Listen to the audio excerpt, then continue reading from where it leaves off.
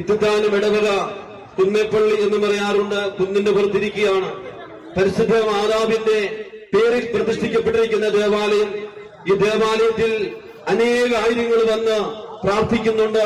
ജാതി മതഭേദമന്യേ അനേകർ വന്ന് പ്രാർത്ഥിക്കുന്ന ഒരു സ്ഥലമാണ് ഇത്തിത്താനം പള്ളി, അല്ലെങ്കിൽ നമ്മുടെ കുന്നേപ്പള്ളി. നമ്മുടെ കുന്നേപ്പള്ളിയിൽ വന്ന് അനേകർ ആശ്രയം അണയുന്നു, അനേകർ വന്ന് പ്രാർത്ഥിക്കുന്നു. ഈ ദേശത്തൂടെ ഇന്നലെയും ഇന്നുമായി കടന്നുപോയ പ്രദക്ഷിണങ്ങളില് നമുക്ക് തിരിച്ചറിയാൻ സാധിച്ചു, നാനാജാതി മതസ്ഥര് ഈ പ്രദക്ഷിണത്തെ സ്വീകരിച്ചു എന്നുള്ളത് വലിയൊരു സന്തോഷവും വലിയൊരു സ്നേഹവും ആ സമാധാനവും നമുക്ക് തിരിച്ചറിയാൻ സാധിച്ചു. പ്രിയമുള്ളവരെ, ഇവിടെ കാണുന്നുണ്ട് വലിയൊരു നാരങ്ങാമാല. എനിക്ക് തോന്നുന്നത് ഒരു 1/2 കിലോമീറ്ററോളം തോന്നുന്നു നാരങ്ങാമാല തന്നെ. ഈ മുൻപിലുള്ള കടയിലെ പ്രിയപ്പെട്ട സഹോദരങ്ങൾ ഒരുക്കിയിരിക്കുന്നതാണ് വളരെ ആവേശത്തോടുകൂടി. അതോടൊപ്പം തന്നെ ഈ പ്രദേശം മുഴുവൻ നിങ്ങൾ നോക്കുമ്പോൾ അറിയാൻ സാധിക്കും, നാനാജാതി മതസ്ഥരായിരിക്കുന്ന എല്ലാവരും ഈ പ്രദേശത്തെ സ്വീകരിച്ച് അവര് തിരികൾ തെളിച്ചു വെച്ച് രൂപം എഴുന്നള്ളിച്ചു വെച്ച് വേണ്ട ക്രമീകരണങ്ങളെല്ലാം ചെയ്ത് പരിശുദ്ധ ദൈവമാതാവിന്റെ രൂപത്തെ സ്വീകരിക്കുകയായിരുന്നു.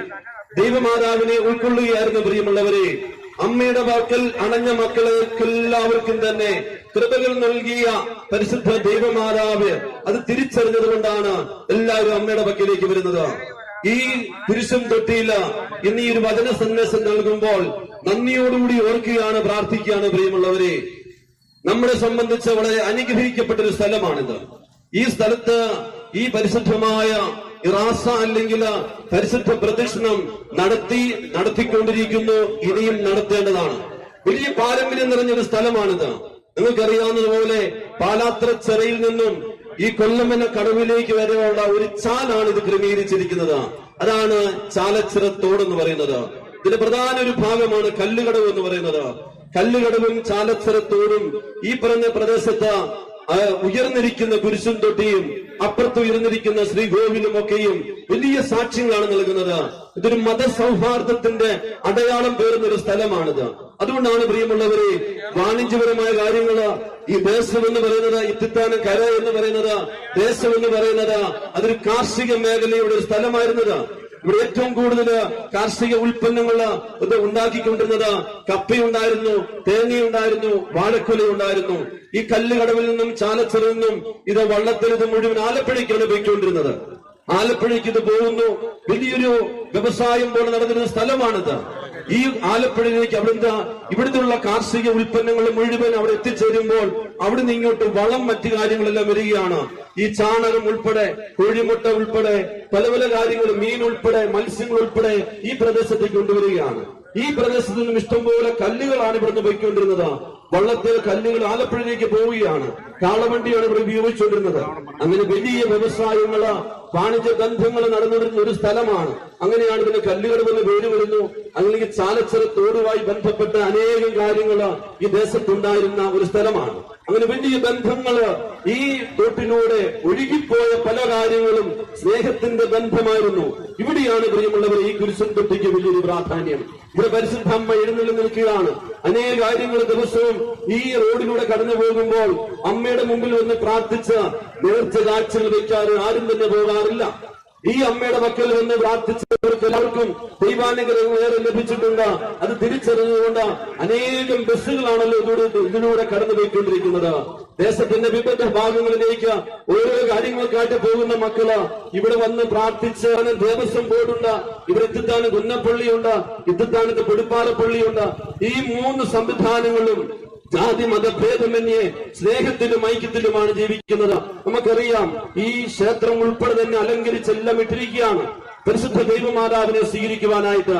ഈ നാടിന്റെ വലിയൊരു പ്രത്യേകത, ഈ നാട്ടിൽ എന്നും സ്നേഹമുണ്ടായിരുന്നു, ഇന്നും അത് നിലനിൽക്കുന്നു. സ്നേഹത്തിനൊരു കുറ്റവും ഇവിടെ സംഭവിച്ചിട്ടില്ല. ഈ ദേശത്ത് വർഗീയത ഒരിക്കലും ഉണ്ടായിട്ടില്ല. എന്നും സമാധാനവും സ്നേഹവും ഐക്യവുമുള്ള ഒരു ദേശമാണിത്. ഇത്തിത്താനം കര എന്ന് പറയുന്നത് ഇത്രയും സ്ഥലങ്ങൾ ഉൾക്കൊള്ളുന്ന ദേശമാണല്ലോ ഇത്. ഇവിടെ ആഘോഷങ്ങൾ നടക്കാറുണ്ട്. ആഘോഷങ്ങൾ നടക്കുമ്പോൾ എല്ലാവരും നമ്മൾ സ്വീകരിക്കാറുണ്ട്. ഇതാ നമ്മുടെ പള്ളി പെരുന്നാളിൽ ഇറങ്ങി കഴിയുമ്പോഴത്തേക്ക് ഇതാ ഇത്തിത്താനം ദേവസ്വം ബോർഡ് അംഗങ്ങള് വളരെ ഗംഭീരമായ സ്വീകരണമാണ് നൽകാറുള്ളത്. എനിക്ക് അനുഭവമുണ്ട്. പുടിപ്പാറ പള്ളിയുടെ പ്രദർശനം ഇറങ്ങി ചെല്ലുമ്പോൾ, ദേവസ്വം ബോർഡിന്റെ ഭാഗത്ത് ചെല്ലുമ്പോൾ ദേവസ്വം ബോർഡിലെ അംഗങ്ങൾ ഒന്നുചേർന്ന് ഗംഭീര സ്വീകരണം നൽകാറുണ്ട്. മറുപടിയായിട്ട് മതസൗഹാർദ്ദത്തിന് അടയാളം എന്ന നിലയിൽ കത്തോലിക്ക സഭയിൽ അംഗങ്ങളായിരിക്കുന്ന നമ്മുടെ ദേശത്തുള്ള എല്ലാവരും ചേർന്ന് അവർ ആറാട്ടിനും വലിയൊരു ഗംഭീര സ്വീകരണം കൊടുക്കാറുണ്ട്. എന്തുകൊണ്ടാണ്? ഈ ദേശത്ത് മുഴുവനും സമാധാനവും ഐക്യവുമുണ്ട്. ഈ ദേശത്ത് സമാധാനവും ഐക്യവും നിലനിൽക്കുന്ന സ്ഥലമാണിത്. പരിശുദ്ധമായ സ്ഥലമാണ്.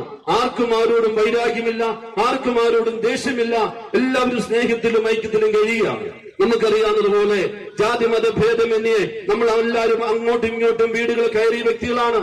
അവിടെ ഹിന്ദുവെന്നോ മുസ്ലിമെന്നോ ക്രിസ്ത്യാനിയെന്നോ വ്യത്യാസമില്ലാതെ അങ്ങോട്ടും ഇങ്ങോട്ടും കയറി ചെന്ന് ആ വീടുകൾ തോറും കയറി ചെന്ന് അവിടെ നിന്ന് വർത്തമാനം പറഞ്ഞ് അവിടെ നിന്ന് വെള്ളം കുടിച്ച് നമ്മൾ കൊടുക്കുന്ന ആഹാരം കൊടുത്ത് കഴിച്ച സ്നേഹത്തിൽ ജീവിച്ച ഒരു ദേശമാണ് ഇത്തിത്താനം കര എന്ന് പറയുന്നത്, ഇത്തിത്താനം ദേശം എന്ന് പറയുന്നത്.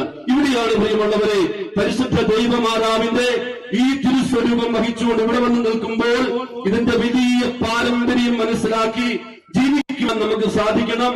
ഇനിയുള്ള തലമുറയ്ക്ക് നമുക്ക് സാധിക്കണം. ഇനിയുള്ള തലമുറ അത് ഉൾക്കൊണ്ടുകൊണ്ട് ഈ ദേശത്ത് എന്താണോ നിലനിന്നത് ആ സ്നേഹവും ഐക്യവും വളർത്തിയെടുക്കുവാനായിട്ട് സാധിക്കണം. എന്നും നമ്മൾ നന്ദിയുള്ളവരായിരിക്കണം. അവർക്കും എല്ലാവർക്കും ആർക്കെല്ലാം ഉണ്ടോ അവർക്കെല്ലാം ആ നന്ദിയും സ്നേഹവും നമ്മോടുമുണ്ട് എന്ന് തിരിച്ചറിയാനായിട്ട് സാധിച്ചിട്ടുണ്ട്. പ്രിയമുള്ളവരെ, നമ്മുടെ പരിശുദ്ധ ദൈവമാതാവിന്റെ ഈ തിരുനാള് നടത്തുന്ന വേളയിൽ അമ്മ മാതാവ് നമുക്ക് നൽകുന്ന വലിയ സന്ദേശം അത് സ്നേഹത്തിന്റെ സന്ദേശമാണ്, അത് സമാധാനത്തിന്റെ സന്ദേശമാണ്. ഈ തിരുനാളിന്റെ സമാപന ഘട്ടത്തിലേക്ക് പ്രവേശിക്കുമ്പോൾ സ്നേഹത്തിന്റെ സമാധാനത്തിന്റെ സന്ദേശം പരിശുദ്ധ ദൈവമാതാവ് നമുക്ക് നൽകുകയാണ്. ഒരമ്മ വീട്ടിലുണ്ടെങ്കിൽ അമ്മ സമാധാനമാണ് തരുന്നത്. ഒരമ്മ വീട്ടിലുണ്ടെങ്കിൽ അമ്മ സ്നേഹമാണ് നമുക്ക് തരുന്നത്. ഒരമ്മ എന്ന് പറഞ്ഞാല് നിലനിർത്താനും നിലയ്ക്ക് നിർത്താനും സാധിക്കും എന്നതാണ് അമ്മയെക്കുറിച്ചുള്ള വാക്ക്. ഒരു വീട്ടിൽ അമ്മയുണ്ടെങ്കിൽ അമ്മ നിലനിർത്താനും നിലയ്ക്ക് നിർത്താനും സാധിക്കും. അതാണ് അമ്മ. കുടുംബ ബന്ധങ്ങളെ നിലനിർത്തുന്നതും നിലയ്ക്ക് നിർത്തുന്നതും അമ്മയാണ് പ്രിയമുള്ളവരെ.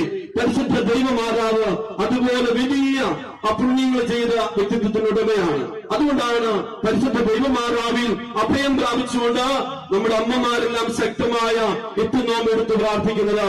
അമ്മ മാതാവ് കാത്തുകൊള്ളും, അമ്മ മാതാവ് നമുക്ക് വേണ്ടി മാധ്യസ്ഥം വഹിക്കുമെന്നുള്ള ശക്തമായ ബോധ്യമുള്ളത് കൊണ്ടാണ് ഈ പ്രദക്ഷിണത്തിന് ഇത്രയും ദൈവജനം മുത്തിക്കൊടുകൾ വഹിച്ചുകൊണ്ടും ഈ തിരുസ്വരൂപം എഴുന്നള്ളിച്ചു വെച്ചുകൊണ്ട് ഇതായി പ്രസിഡന്റിമാരായ അനേകരുണ്ട് ശുശ്രൂഷയിൽ പങ്കുചേരാനായിട്ട്.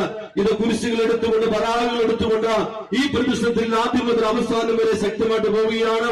അമ്മ മാതാവിനെ കൊണ്ട് തിരികെ കൊണ്ട് ദേശം മുഴുവൻ കാണിച്ചതിന് ശേഷം നമ്മൾ കൊണ്ട് ദേവാലയത്തിൽ പ്രതിഷ്ഠിക്കുകയാണ്. ഈ അടുത്ത വർഷമാണ് നഗരപ്രതിഷ്ഠയുള്ളത്. അമ്മ മാതാവിനെ വഹിച്ചുകൊണ്ടുള്ള യാത്രയാണ് പ്രിയമുള്ളവരെ. ഇന്ന് നമുക്കറിയാവുന്നതുപോലെ നമ്മുടെ കുടുംബങ്ങളിൽ ഇന്ന് സംഭവിച്ചുകൊണ്ടിരിക്കുന്നത് ഈ സ്നേഹവും ബന്ധവും സമാധാനവും നഷ്ടപ്പെട്ടു പോയിക്കൊണ്ടിരിക്കുകയാണ്. എന്തുകൊണ്ടാണ്? തിരിച്ചറിയുവാനായിട്ട് സാധിക്കും.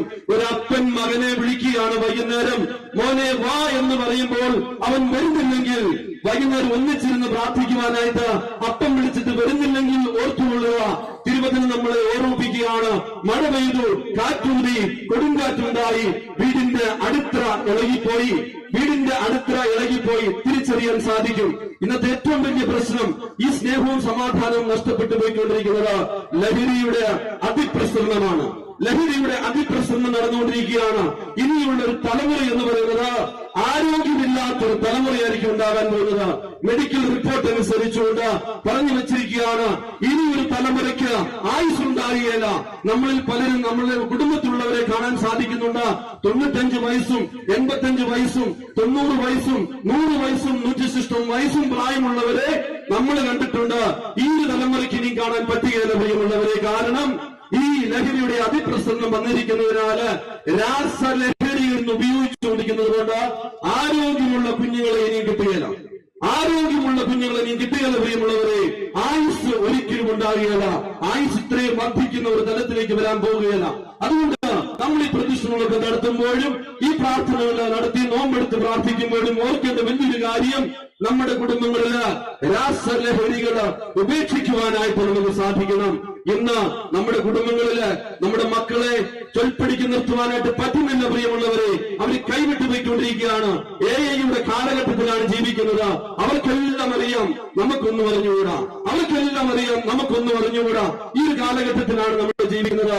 വീട്ടില് അപ്പന്മാരും അമ്മമാരും ഓർത്തുകൊള്ളുക, ലഹരി ഉപയോഗിക്കുന്ന മക്കളുണ്ടെങ്കിൽ വലിയ സ്ഫോടക വസ്തു തലയിൽ ചൂട്ടിൽ വെച്ചിട്ട് കിടന്നുറങ്ങുന്ന തുല്യമാണ്. എപ്പോൾ വേണമെങ്കിലും പൊട്ടിത്തെറിക്കാം. ചൂട്ടിൽ തന്നെ വെച്ചിരിക്കുകയാണ്. തലയുടെ ചൂട്ടിൽ തന്നെ വെച്ചിരി വഹിക്കുന്നത് വലിയ സ്ഫോടക വസ്തു വെച്ചിട്ട് കിടന്നുറങ്ങുന്നത് പോലെയാണ് നമ്മുടെ കുടുംബങ്ങളിൽ ലഹരി കഴിക്കുന്ന, രാസലഹരി കഴിക്കുന്ന മക്കൾ നമ്മുടെ കുടുംബങ്ങളിൽ ഉണ്ടെങ്കിൽ, അതുകൊണ്ട് നമ്മുടെ കുടുംബങ്ങളിൽ പ്രാർത്ഥനകൾ ഉയരണം, നമ്മുടെ കുടുംബങ്ങളിലെ ഗീതങ്ങൾ ഉയരണം, നമ്മുടെ കുടുംബങ്ങളിലെ മൂല്യങ്ങൾ ഉയരണം, നമ്മുടെ കുടുംബങ്ങളിലെ പരിശുദ്ധ ശുശ്രൂഷകളോട് ചേർന്ന് നിന്നുകൊണ്ട് പ്രാർത്ഥനയിൽ ഉയർന്നെങ്കിൽ മാത്രമേ പ്രിയമുള്ളവരെ നമുക്ക് രക്ഷപ്പെടാൻ സാധിക്കുകയുള്ളൂ. ഇത്തരം ദേശത്തുള്ള വലിയൊരു കാര്യമുള്ള എല്ലാ കുടുംബങ്ങളിലും നാനാജാതി മതസ്ഥരുടെ വീടുകളില് നമ്മുടെ ദേശത്തിന്റെ വലിയൊരു അനുഗ്രഹം.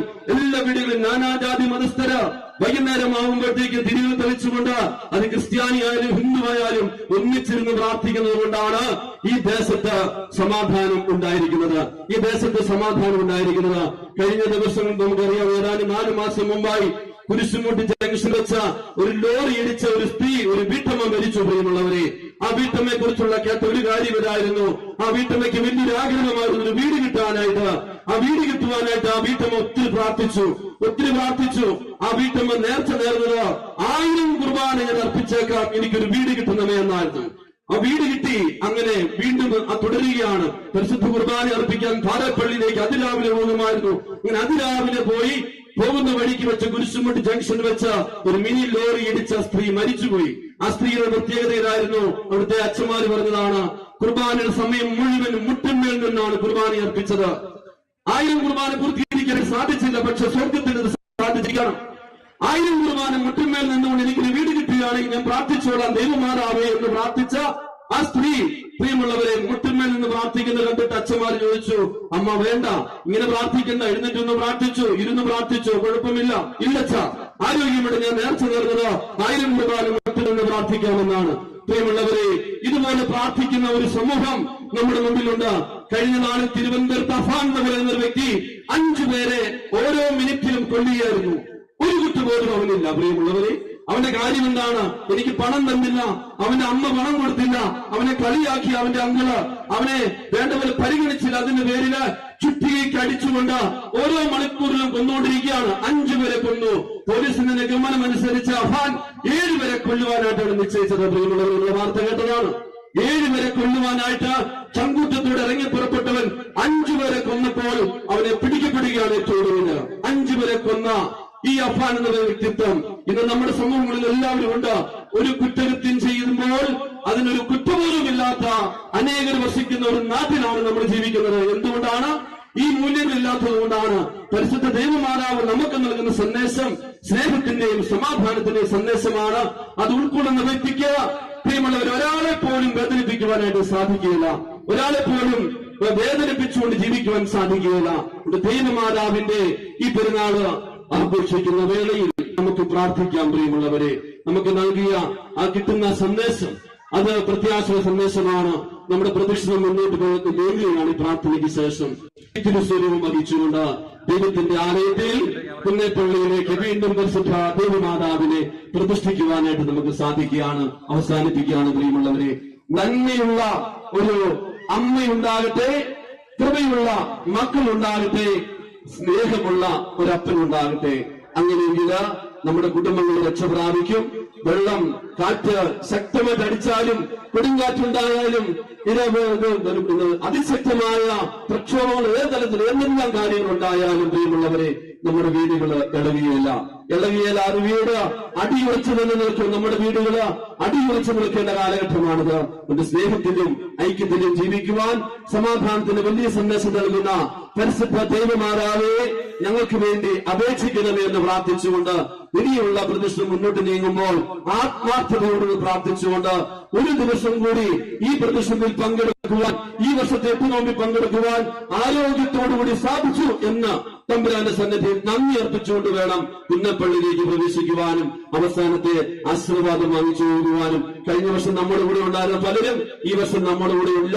അടുത്ത വർഷം എത്ര പേര് കാണുമെന്ന് അറിയത്തില്ല. പ്രിയമുള്ളവരെ, എല്ലാം തമ്പുരാന്റെ കയ്യിലാണ്. നമുക്ക് പ്രാർത്ഥിക്കാം. ദൈവമേ, അവസരം തന്നതിനെ ഓർത്ത് നന്ദി, ആരാധന, സ്തുതി, സ്തോത്രം. ഒരിക്കൽ കൂടി തിരുനാളിന്റെ മംഗളങ്ങള് നിങ്ങൾക്ക് എല്ലാവർക്കും ആശംസിക്കുന്നു. പിതാവിന്റെയും പുത്രന്റെയും പരിശുദ്ധാത്മാവിന്റെയും നാമത്തിൽ ആമേൻ.